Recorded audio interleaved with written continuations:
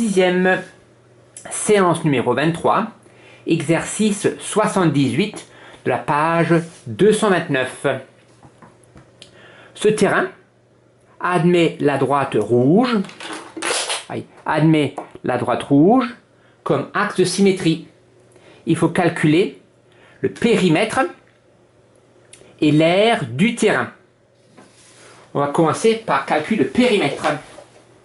Donc premièrement, petit 1, on va calculons le périmètre. Calculons le périmètre du terrain. Deux méthodes, ou bien on peut raisonner par symétrie, ou bien, je pense que certains ont fait la figure et ont tracé la symétrie par rapport à la droite rouge. Donc tout le terrain, il est constitué du terrain ici, plus de sa symétrie par rapport à la droite rouge. Calculons d'abord le périmètre. Je souligne.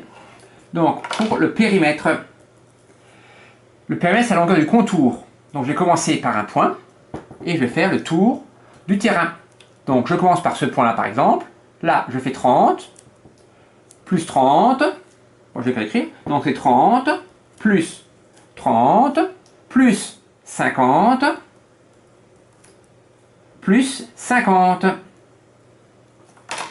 Donc je répète, 30, plus 30, plus 50, plus 50. Et là, j'ai fait le périmètre de la figure initiale.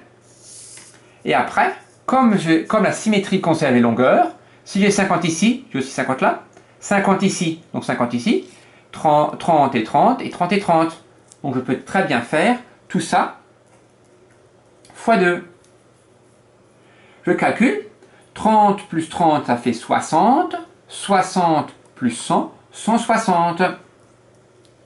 Et 160 fois 2, ça fait 320. Bien sûr, c'est les mètres. Et donc le périmètre total du terrain est de 320 mètres.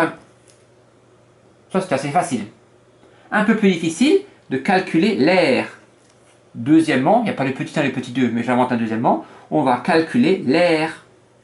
Donc calculons l'aire du terrain.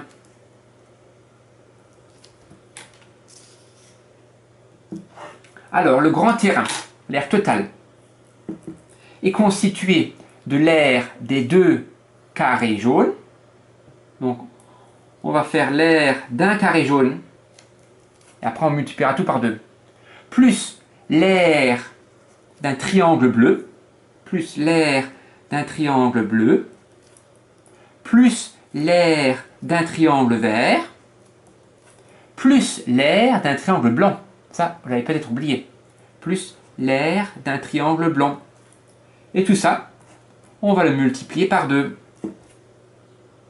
Donc je répète, on fait l'aire du jaune, plus le bleu, plus le vert, plus le blanc. Et après, par symétrie, tout est multiplié par 2.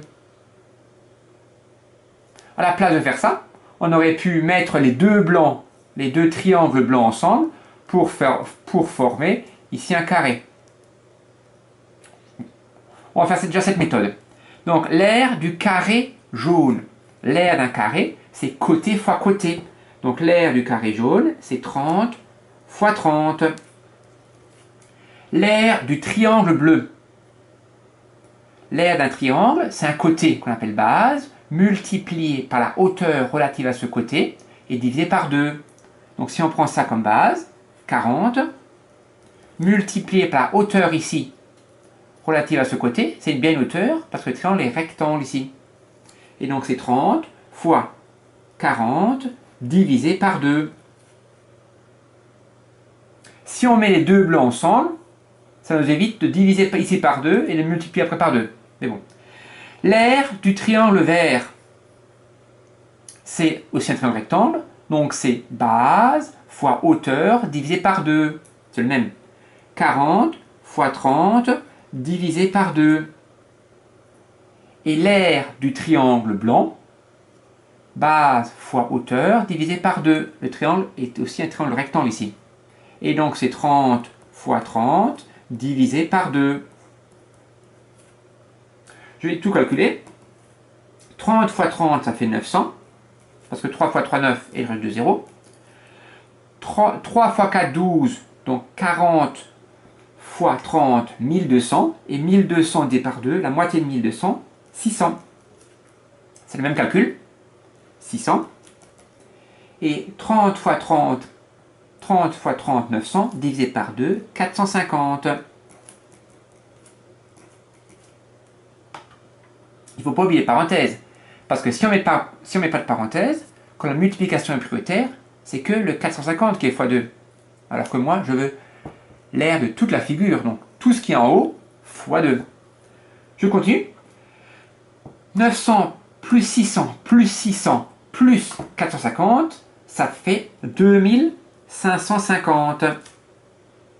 Et donc, je fais ça x 2, et ça fait 5100 mètres carrés. J'aurais pu faire autrement.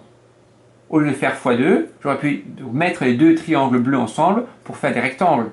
Pareil pour le blanc et pareil pour le vert. Mais on trouve la même chose. Merci.